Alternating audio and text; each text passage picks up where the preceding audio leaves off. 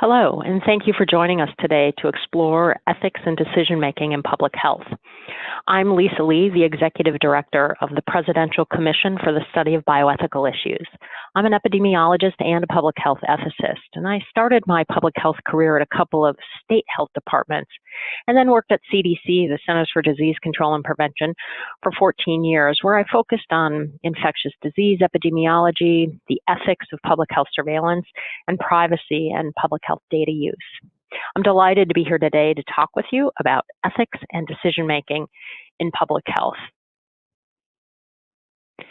What I talk about today are my views and do not necessarily represent the official position of the Presidential Commission for the Study of Bioethical Issues or the U.S. government. We're going to begin today by defining and describing public health ethics. I'm then going to outline a set of skills in ethics that are useful for all public health professionals.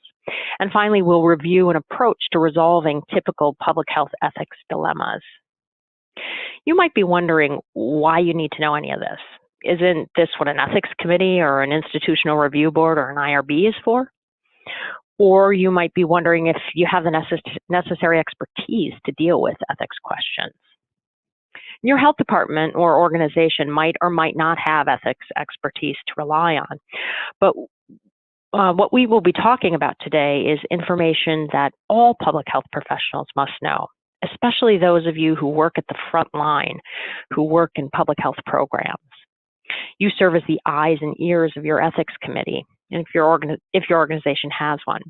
If it does not, your ability to identify and act on the ethical dimensions of your work requires at least a working knowledge of the basic skills you'll need to know in order to address these types of questions.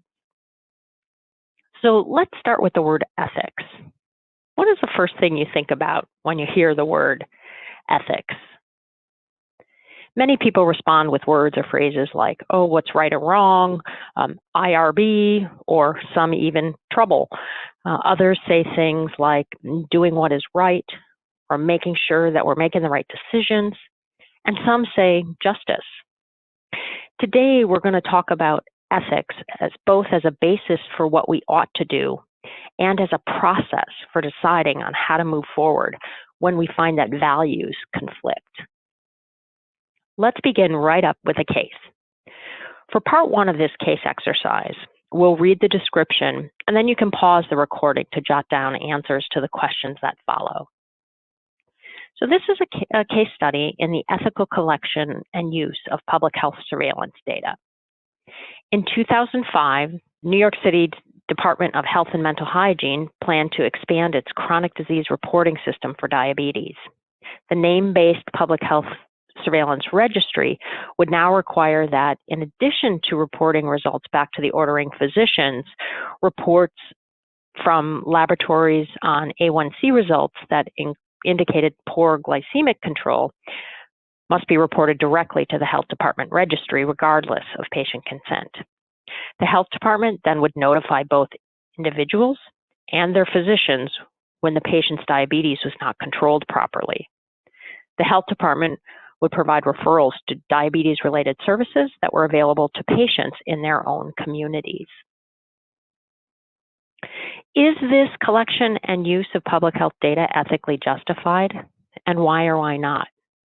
And how would you make your case to your colleagues? Pause the recording here and take a few minutes to note your responses.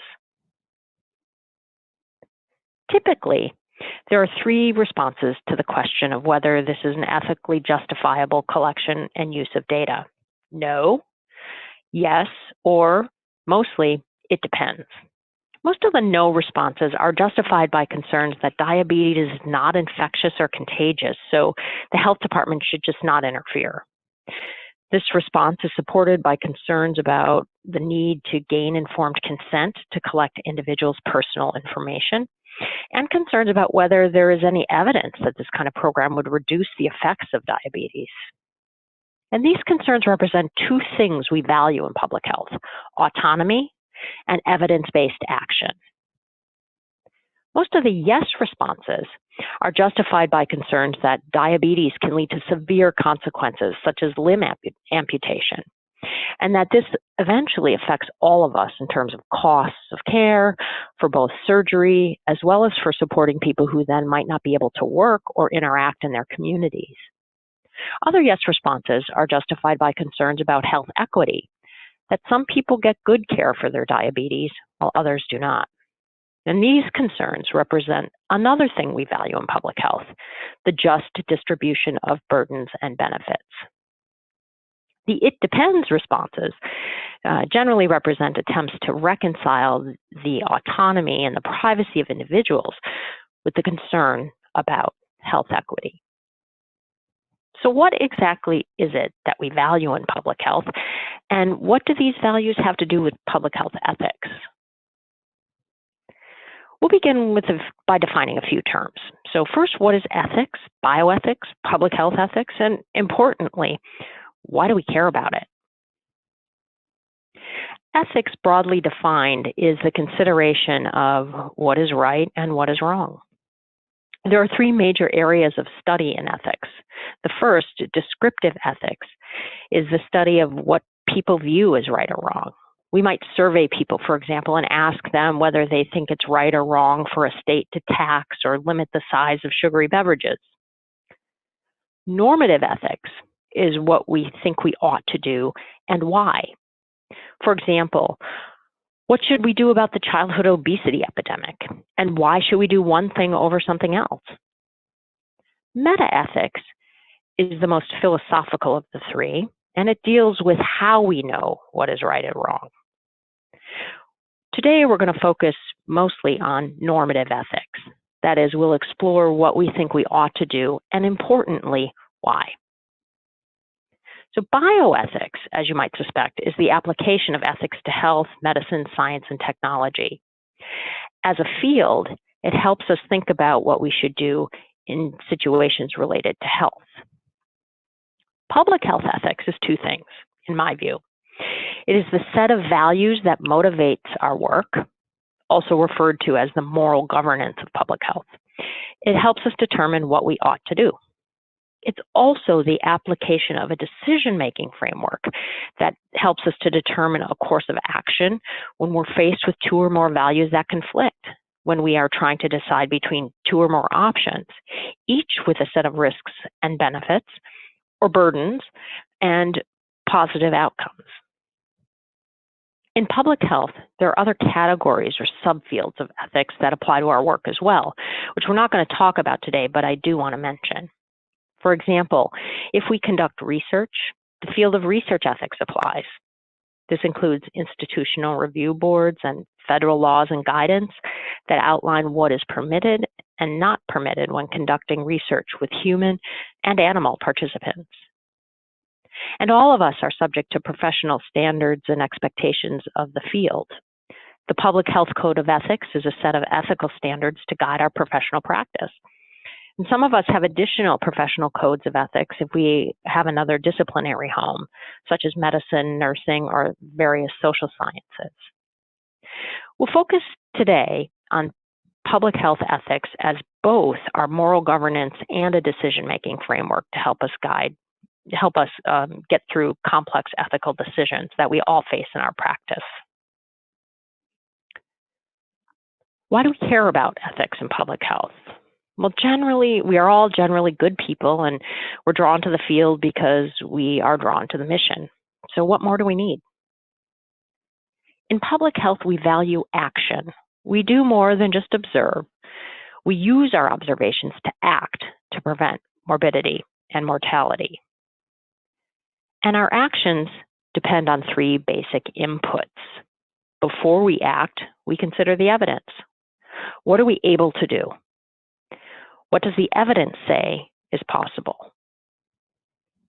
We also consider what we're permitted to do. In governmental public health, that is in local and state public health, we're required to do certain things by law. The health department has quote unquote police powers and is required to do certain things to protect the health of the county or state. Local and state laws also put limits on what we're permitted to do, and our public health action must consider that as well. Equally important in our decision for action is what we should do. And this is where ethics comes in. There are many things we are able to do, but before we do them, we ask ourselves whether we should do them. And we base that should on what we believe is the right action. That should part is based on our duties as public health officials, the potential consequences of our actions, and what we think makes up a good, quote unquote, good public health professional. We call these operating ethical principles, and they help us to answer the question, what should we do? And while there's no single checklist or recipe for deciding what we should do, there are many public health ethics frameworks that converge on a few important principles to guide our behavior.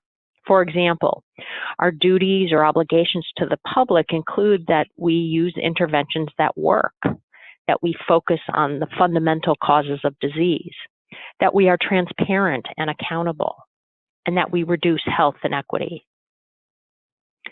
We must also pay attention to consequences.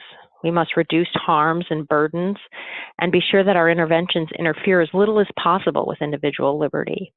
If we must infringe upon autonomy, we ought to do so only when necessary to meet a public health goal. This includes respecting privacy and confidentiality of individuals and ensuring that there are benefits that outweigh any infringement. It has become even clearer that our field cares about ethics since the Public Health Accreditation Board, or FAB, introduced an accreditation standard for local and state health departments that requires that every health department have policies and processes in place to identify and resolve ethical issues that inevitably arise in our work. This standard is included in the most recent version of FAB's accreditation requirements, and several health departments have achieved accreditation using these new standards. So where do these shoulds come from? We're going to take a look at how public health ethics developed from its close cousin, clinical ethics. Importantly, we will highlight some of the differences in duties and consequences that help us think a little differently about the should in each field. Let's start with the patient. Who benefits? In clinical medicine, the patient is the individual sitting across from the provider. The healthcare provider has what we call a fiduciary duty to that individual patient, a duty to ensure that that patient's interests are primary. The individual is the focus of the benefits. And to honor a person's autonomy, individual consent is required for care. In public health, on the other hand, the patient is the community or the population. We care about individuals and we seek benefits for the population. We have a community orientation and are traditionally very effective at engaging affected communities in our decisions. In addition to different patients, public health differs from medicine in its approach. In the clinical setting, healthcare providers use medical interventions to cure or treat after a condition presents. Whereas in public health, with the exception of vaccines, we use primarily non-medical means to prevent illness and to promote health. We use things like policy, laws, sanitation, and even behavior change to promote well-being. In medicine, most professionals have similar training. While in public health, we use diverse practitioners with diverse training, all of whom bring important perspectives to the table. To change a single community behavior, let's say we wanted to increase physical activity among children. To change this behavior, we need expertise in child development, in civil engineering, safety, nutrition, physical activity, and more. These diverse perspectives bring together a variety of thoughts about what we ought to do to achieve our goal. And those diverse perspectives enrich our approach in public health. These diverse perspectives also influence what it is we see as motivating our behavior. Our ethical concerns or the moral justification for our work are different in public health. In clinical medicine, the focus is on individual liberty, autonomy, and doing good for the individual patient. This is what we want and expect when we go to a healthcare provider. In public health, we respect individuals, but have to consider additional moral justifications for our actions. We focus on our interdependence and our relatedness. We think a great deal about social good and avoiding social harm. And we're motivated by social justice and human rights. All of these things make up what we call the moral governance of public health. Importantly, public health ethics developed as a field separate from clinical ethics because we found that the heightened focus on autonomy in the clinical setting over the past 40 years or so is often incompatible with the health needs of a population. We live on this planet with over 7 billion others, and in public health, we recognize that we must pay attention to the diversity and merits of pluralistic values. Values such as equity, reciprocity, the common good, solidarity, and justice. In public health, we are dealing with a public good, and this requires a shift from a focus on the individual to the collective, a shift from one's own moral compass to a broader focus on ethical decision-making for the community. These decisions require professional judgment, and this reminds me of something I once heard during an animal care and use site visit that I participated in. Jim Swearingen, who at the time was a senior director for the accreditation body, said, "Professional judgment is the judgment of the profession, not of the professional." And this reinforces the move required of us in public health from our individual moral compass and consideration of what would be best for us in that situation to consideration of many perspectives, the many perspectives with which we work as professionals. This shift to the community perspective requires a shift in our ethical duty. This requires transparency in order to nurture the trust we need from those we serve. It requires pluralism to promote participation. And it requires a focus on the community to emphasize that what is good for the community is often best for the individual. Okay, back to our case. Here we have the same case description, but now we're going to focus on the public health dimensions of this situation. Review the case again, and given what we've just discussed about what values drive public health, pause the recording and jot down your responses to the following questions. What are the public health dimensions of this case? What are the public health ethics dimensions? Would you do anything differently now compared with your first response? And how would you justify your position differently, if at all? Pause the recording here and take a few minutes to jot down your responses. Among others, some of the important public health dimensions of this case include our concerns for health equity and public beneficence. What do we owe community members who have fewer resources? Should zip code determine how well a person's diabetes is controlled? Second, an emphasis on public benefits. How might this program help the entire community? Third, we might think about engagement and transparency. What do affected communities think about the program? And what about reciprocity? Are we doing enough to provide affected communities with what they need to be healthy? Are there other root causes or social determinants that we should be considering or prioritizing? And will the benefits of this program outweigh the infringement on privacy and autonomy?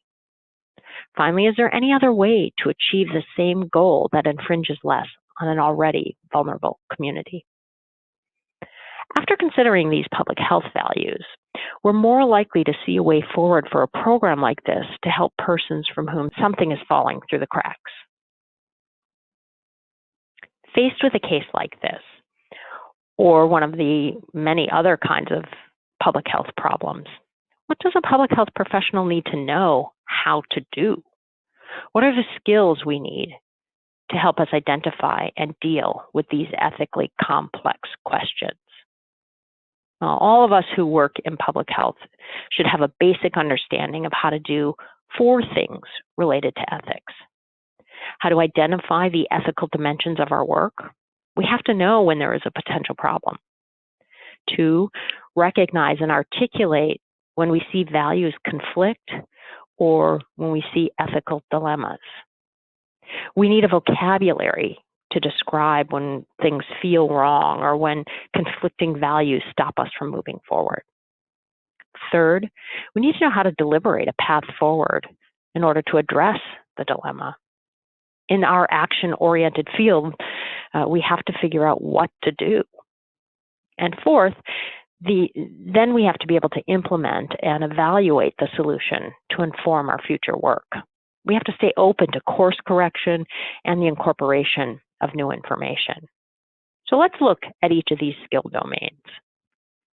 Identifying ethical dimensions in public health requires us to recognize that what we do in public health is based on two things. What we can do, that is what science tells us, and about what is effective, and what we should do, and that is the moral justification for our action. For example, evidence tells us whether a vaccine is safe and effective for preventing this year's flu, and ethics helps us decide questions like whether we should require all staff to be immunized for seasonal flu. Identifying ethical dimensions of our work requires us to recognize how ethical questions differ from other kinds of questions. Ethical questions are different from personal preferences or even cultural customs. For example, when we ask the question, should our health department implement casual Fridays? We're asking whether our workplace culture would support such a dress code. This is a very different question than whether we should promote employees based on how they dress at work. Here we have to determine whether it is the right or just thing to do to promote people based on their wardrobe. Ethical questions also differ from legal questions. We can ask the question whether we should allow a child who has not been vaccinated for measles into school, and we can refer to the law, what the law says on that matter. That's very different from the ethical question, should we force parents to vaccinate their children? This is a question about whether we think it's right for the state to override parents' decisions. Not all questions are distinctly one type or the other. Some are both, and it depends a lot on how we ask them, what we need to do as a result of our answers. Finally, when we look at the ethical dimensions of public health questions, we are articulating the values associated with an action or policy. And many times these are straightforward and they help pave the way for reasonable justification for our actions in our work. In fact, we all make many decisions about ethical dimensions every day, often without much thought, and those are the easy ones. It is still important in these easy cases to identify and communicate the ethical justifications for our decisions in order to maintain transparency. Knowing why is an important way to build trust with our stakeholders. It is when we identify conflicting values that things get a little more complicated. When two or more values conflict and lead toward different decisions based on which of the conflicting values we prioritize, this is when we have an ethical dilemma on our hands. Now, in addition to identifying the ethical dimensions of our work, we need a vocabulary to articulate the ethical dimensions we face. We need a working knowledge of the underlying values that motivate our work. Earlier, we talked about the various moral motivations for our work and discussed that while there is no single public health ethics framework, there is agreement that public health ethics comprise both liberal concepts, and I mean liberal here not as politically liberal, but liberal in terms of the focus on the individual, and also collective concepts. And these values are values that are more community-oriented, such as our public health duties and obligations, our need to produce community benefits and prevent harms, ideas like justice, equity, relationships, and participation. There are times when two or more of these concepts are at odds, and we must be able to articulate what it is that is conflicting. Recently, some public health ethics scholars have moved from a framework of the individual versus the community toward a consideration of both respect for individuals and protection of community health. There has been a move from the individualistic approach in bioethics toward the collective of the community and solidarity in public health ethics, in part based on the observation that often what is good for the community is good for the individual, and what is good for the individual is often good for the community. With this knowledge of the values that motivate our work, we can begin to articulate which of the motivations and values are in conflict for our particular problem. The typical dilemmas we identify in public health are around the conflict between individual liberty and social good. For example, if we have a flu pandemic and we need to restrict a community's movement or prevent people from gathering, say at school or even the grocery store, we can see the conflict between an individual's freedom of movement and the good that would come from preventing exposure to a potentially deadly infection. Which values should take priority? Before we can decide, we have to identify and articulate what is in conflict. There are many other examples in public health where the values that motivate a policy or action conflict with each other. Equity, reciprocity, justice can conflict in a situation when we want everyone to get vaccinated and are trying to decide whether to provide free vaccine to the entire community, even those who could easily afford to get it on their own. You might already be thinking about our A1C case and how making decisions about public health surveillance can raise conflicts between public beneficence, or what we call doing good for the community, and individual privacy. So let's look again at our same case. The third part of our exercise is to think about the following questions about the proposed program. What are the ethical dilemmas in this case? What are the values that conflict here? Then recommend whether and how to move forward with a plan to reduce diabetes in the city. You can pause the recording here and take a few minutes to note your responses. We see a number of conflicts in this case, value conflicts that we must identify and deal with in order to make an effective and trustworthy public health decision. We see autonomy and privacy conflicting with justice and social good. We see public beneficence, or doing good for the public, conflicting with the fact that we do not yet have evidence that this program will work. And we see confidentiality conflicting with our desire for health equity. And I'm sure you found others. So it looks like we have an ethical dilemma on our hands. What do we do? Well, we already discussed that in this case, we need to do more than just consider our own moral compass. And there is no 1-800-CALL-THE-ETHICIST red phone that we can call to reach the moral authority on the question. We need some tools to help us approach the dilemma, that help us get beyond our personal opinions about what we should do and move toward reasoned decision-making on both evidence and the moral justifications of our field. This is where a process for ethics decision-making comes in. And this process is what Philip Kitcher calls a social technology. He said, ethics is a social technology, one for which there are no experts. There is only the possibility of conversation, ideally free of factual mistakes and imbued with mutual sympathy. There is a myth that an ethics committee has a red phone and is the moral authority for ethics dilemma. But alas, this is not the case. Ethics committees can be experts in the process of deliberating through conflicting values, especially if they use a process called deliberation. Deliberation is an effective method for addressing open questions, questions where there is not an immediately obvious answer. Now, not all questions or decisions in public health or anywhere else are ripe for deliberation. Deliberation is not useful if a decision has already been made or if input is unwanted. And we all know nothing hurts public trust quite like acting like we want feedback and then doing nothing with it. Sometimes community engagement is sufficient for public health decisions. In more ethically complex situations, we need to engage the community in a deliberation, not just ask them what they think, but bringing them to the table to help carve a path forward.